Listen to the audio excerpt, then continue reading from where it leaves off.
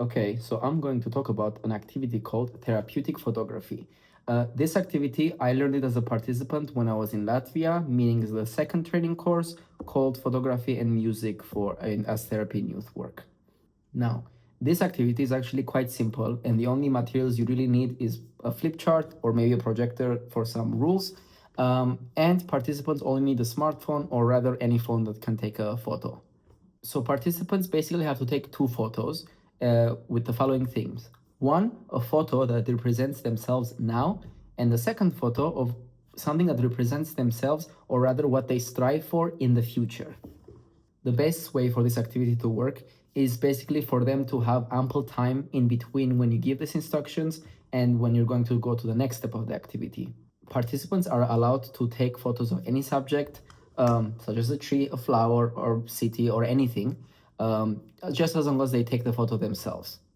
One rule that we put, which was very, very useful, we believe, is that the subject of the photo cannot be like a person, or rather, it cannot be basically be themselves, such as using an emotion. The best way is for it to be a subject, something that can be used metaphorically, basically. They're also allowed to use any filters, such as if they want to use a black and white filter or a sepia filter, stuff that the phone already has inside, basically.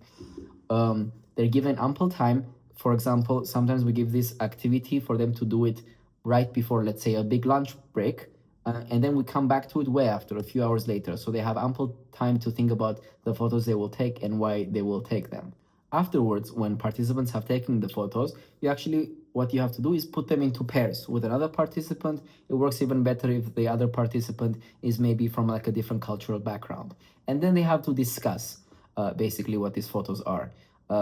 To guide the participants in the discussion between them, we already set up like a set of phrases, or rather stuff that they should cover. Some of the guiding questions that we can use are questions such as, why did you use these specific colors? Or, of course, the most general one, why this subject?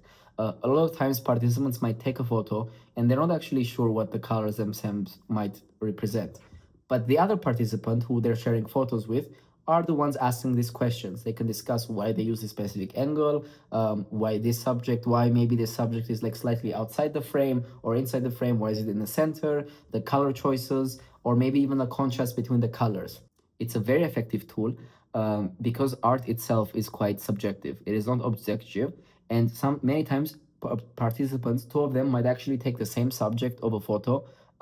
Let's say in Hilatio, where we do most of our projects, there's this very specific tree with like rows, like flowers, and maybe two participants take the same exact photo. They might even end up in the same pair, but actually perceive the picture quite differently. Someone might use it even for their present self, and someone might use it for their future self. And this is very, very effective because the discussions between the two participants become very interesting and quite therapeutic, because one perceives it maybe positively, one perceives it negatively, and probably most of the time, most people perceive it the same way about the future in a very different way. This allows for very effective ice breaking, very therapeutic, and very like mixing of cultures, especially if they're from different cultures. It turned out to be one of my favorite tools that I learned in this project because of how simple and yet how diverse of ideas and concepts that it brings to the table, especially from the opinions of participants.